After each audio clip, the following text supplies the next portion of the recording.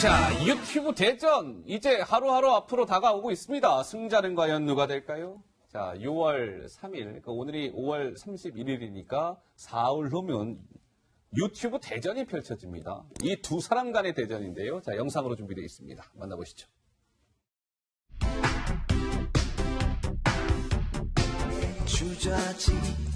주저하지 말아요.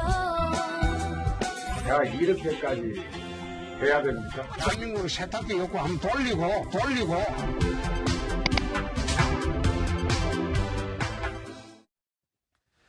자, 홍준표 전 대표와 유시민 노무현 재단 이사장, 이 두 사람이 이제 맞붙게 된 거죠, 김 기자? 그렇습니다. 두 사람의 유튜브가 사실은 보수의 아이콘, 한쪽은 진보의 아이콘 뭐 이렇게 알려지다 보니까 이 두 사람의 만남은 사실 유시민 이사장이 먼저 제안한 것으로 알려졌는데요. 여론을 우리가 양극단으로 몰아간다고 그럼 편파 방송 캐스터들끼리 한번 만나보면 어떨까 이렇게 제안했을 때 홍준표 전 대표가 그래 한번 만나보자 해서 성사된 만남이라고 합니다.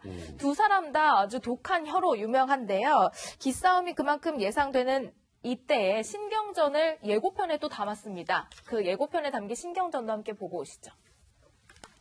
홍준표는 안 되고 유시민은 된다? 유시민의 알릴레오는 되는데 홍준표는 안 된다. 자꾸 알릴레오에 시비 걸지 마시기 바랍니다. 들어오시죠. 한번 자, 유시민 이사장이 이제 유튜브 대전을 앞두고 한 언론 인터뷰에서 홍준표 전 대표를 향해 이렇게 얘기했더군요. 홍준표 전 대표는 포커페이스를 못해 귀여워요. 솔직하게 대화할 수 있는 상대라고 생각합니다라고 얘기했는데 전 하국장 궁금한 게요. 유시민 이사장이 홍 전 대표를 향해서 귀엽다고 했잖아요. 저게 칭찬입니까? 아니면 약간 좀 깎아내리는 약간 그런 발언입니까? 어떻습니까? 일단 이제 토론을 앞두고 한 거니까 네.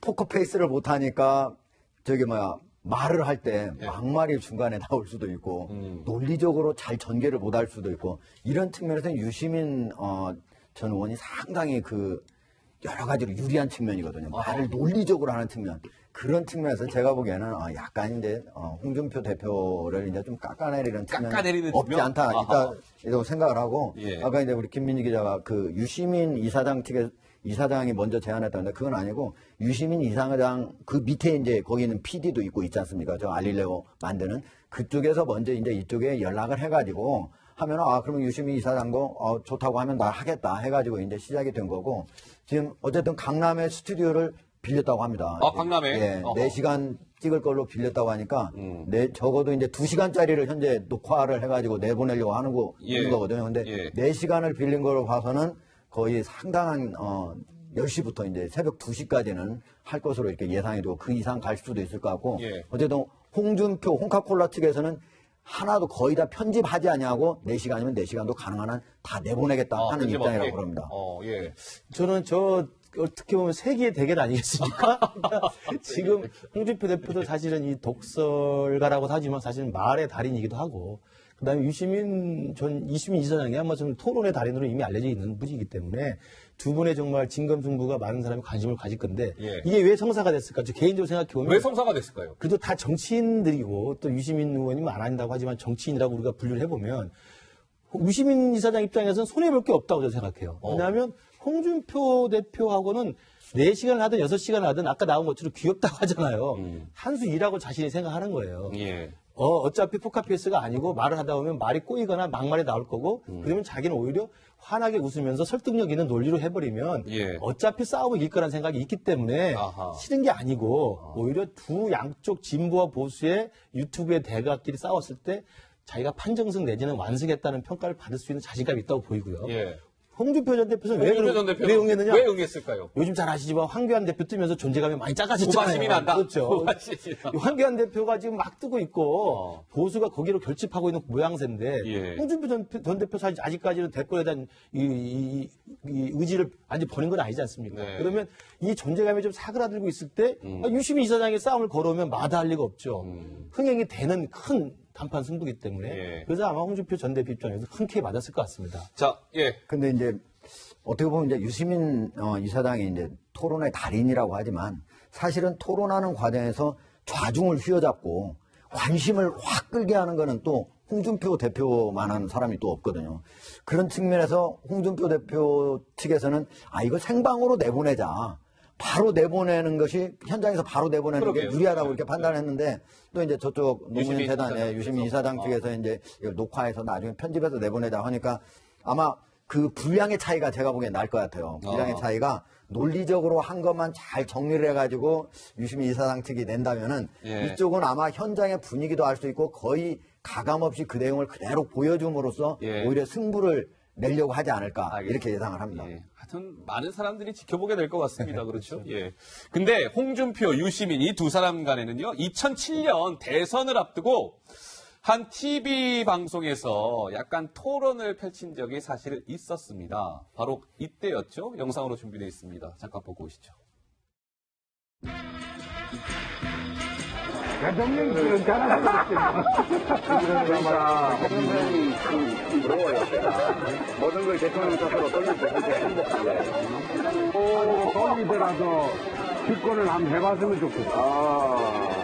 근데 그렇게 집권을 해서 뭘 해보고 싶으세요, 그렇게? 저는 한나라당을 보면 집권을 하고 싶어서 몸살이 난다는 게 알겠는데 뭘 해보고 싶어서 내가 받아봤을 때 나는 누가 해도 노무현 대통령보다 지금 잘할 수 있을 것으로 봅니다. 네, 2007년 당시의 모습이었는데요. 자, 6월 3일 어쨌든 유튜브 대전이 펼쳐지게 됩니다. 벌써부터 관심이 모아지고 있습니다. 저기서는 약간 취한 모습도 이렇게 보이는 것 같은데 이번에는 술은 안 마시고 한다니까 예, 그런 알겠습니다. 모습이 보일 것 같습니다. 자, 유시민, 홍준표, 뭐 어떻게 보면 이제 잠룡이라고 불리울 수 있는 사람들인데, 김민지 기자, 요즘에요, 이 두 사람 이외에 또 이렇게 좀 보폭을 넓히고 있는 잠룡이 한 명 있다는데 누굴까요? 네, 여권의 잠룡으로 거론되는 인물인데요. 최근 1심에서 무죄를 선고받은 이재명 경기도지사입니다. 이 재판 과정에서 많은 의원들이 한 100여 명이 탄원서에 서명해줬다고 해요. 네. 그 의원들에게 일일이 전화를 돌리면서 일일이. 스킨십을 넓혀가고 있고 또 5.18 기념식이라든지 노무현 전 대통령의 10주기 추모식에도 참석하면서 얼굴을 드러냈고 또 어저께는 국회 수술실 CCTV 설치 의무화 토론회에도 참석하면서 그야말로 1심 무죄 선고 받은 이후에 광폭 행보를 벌이고 있습니다. 예. 그야말로 뭐, 이제 이재명 지사가 1심 무죄 판결 이후에 큰 행사에는 이제 빠짐없이 모습을 드러내고 있는 거죠. 어제 이제 수술실 CCTV 설치 의무화 관련 토론회에도 이제 여의도 국회에까지 직접 모습을 드러냈고요. 그러니까 지금 이제 정치권에서는 이런 관측이 나온다는데요. 이게 실제로 이런 방향으로 흘러갈지가 궁금합니다. 더불어민주당의 한 의원은 기득권 질서에 도전하는 과감한 추진력이 있다. 이재명 지사가 당내 비주류 의원들이 이 지사를 중심으로 뭉칠 가능성이 있다. 이렇게 얘기하고 있는데 김 교수님 실제로 이재명 지사 중심으로 비문들이 정말 모일까요? 어떻습니까? 그러니까 친노, 비노, 뭐 친문, 비문 이렇게 해서 지금 현 집권 세력인 더불어민주당 안에 주류와 비주류가 있는 건 다 알려진 사실 아닙니까?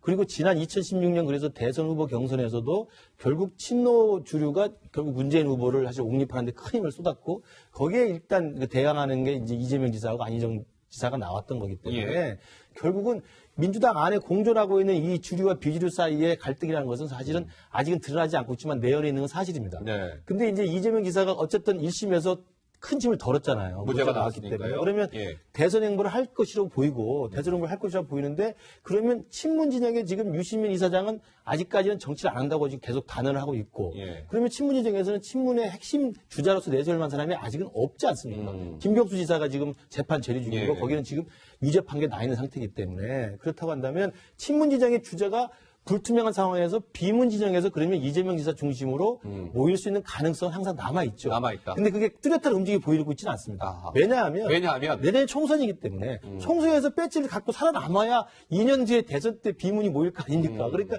지금 비주류나 비문 진영 의원들도 어떻게든 이재명 지사가 중요한 게 아니라 내년 총선에서 내 배지부터 배지를 먼저 달고 가는 게 중요한 거고 공천이 더 중요한 거고 아마 예. 그 과정에서는 이재명 지사 중심의 어떤 회처 모여라기보다는 내년 총선 때 공천 경쟁이 굉장히 눈에 좀 잘 가시화될 것이라 보입니다. 근데 이게요, 이재명 지사가 이제 뭐 비문 진영의 대표 주자가 되느냐 안 되느냐 이 부분도 있는데 사실 이재명 지사는 한계도 뚜렷하다. 반드시 대통령이 되기 위해서는 뭐 본인의 꿈은 대통령 아니겠습니까? 이 지사 입장에서는 이 한계를 분명히 넘어서야 한다. 김 기자, 이런 얘기가 꾸준히 나오고 있죠? 네, 일단 1심에서 무죄를 선고받긴 했지만 아직 재판이 끝난 건 아니잖아요. 그리고 또 한 가지 친문 진영과의 어떤 갈등 이런 것들이 꼽히고 있습니다. 왜냐하면 그 지방선거와 또 대선 경선 등을 치르면서 친문 진영과 좀 갈등을 빚을 만한 말들을 많이 쏟아냈기 때문인데요. 그때 모습 잠깐 보고 오시죠.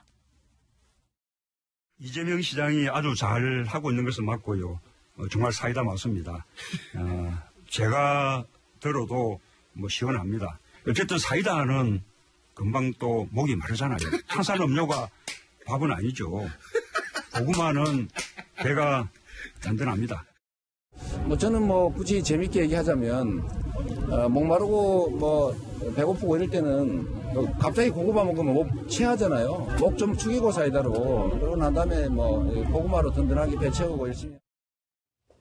그러니까 이재명 지사가 친문 진영, 그러니까 문재인 대선 후보와 이렇게 각을 세웠던 인물이기 때문에 더불어민주당 친문 의원은 이렇게 얘기합니다. 아직 재판이 남았고 친문 세력과 이재명 지사 간의 앙금도 해소되지 않았다. 뭔가 친문 진영의 견제는 끊임없이 계속되고 있습니다. 그렇죠. 지금 이제 화면에 나온 거는 사실은 예. 빙산의 일각이고 사실 이제 문재인 대통령 또는 문재인 대통령을 지지했던 사람들이 가장 가슴 아픈 부분은 사실은 그 후보 있을 때 문준용 씨 특혜 의혹, 취업 특혜 그거를 가장 깊게 판 사람이 바로 이재명 시장 측이잖아요. 예. 지금 이제 도지사 하시고 계시는. 그렇기 때문에 문재인 특히 친문 진영에서는 가장 가슴 아픈 분을 가장 깊게 후벼 판 사람이 바로 저 후보다 이렇게 생각하기 때문에 만약에 더불어민주당 쪽에서 친문 세력 중에서 여러 후보들, 유시민부터 시작해서 여러 후보들이 모두 다 안 되고 뜨지 않는 상황이라면 마지막으로 고려할 그런 후보자가 어떻게 보면 이재명 도지사 같은 경우지 그 전에 우선적으로 고려할 사람은 제가 보기엔 전혀 아니다 이렇게 봅니다. 알겠습니다. 이재명 지사 얘기까지 해봤습니다.